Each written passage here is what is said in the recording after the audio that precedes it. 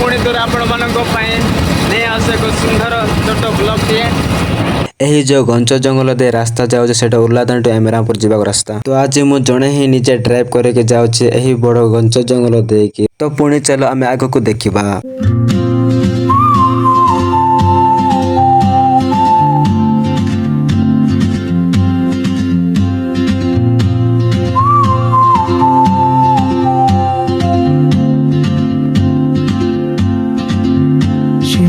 Like a map with no borders.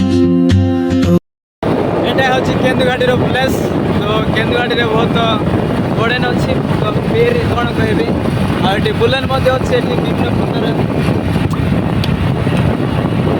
ने बे मु रामपुर पक्का पक्की हेली बैकग्राउंड देखिबार पूरा एत जंगल नाही एक प्लेन अछि काकि मु जंगल देख के आसली आ मंच जंगल भीड़ भितर तो रामपुर टिके देखबो रामपुर सुरक्षित भाव में मु रामपुर पहुँची जाइछि। यह होछि रामपुर चारचक। एने एबे मु रामपुर मेन रोड को पहुँच जाइछि। वर्तमान एबे रामपुर टे गहली बेसी नाही। एबे मु नरला रेलवे रास्ता रे पहुँच जाइछि। मु जाउतली जाओ ट्रेन ता मध्य जाउथला तो टिके वेट करबा पड़िला।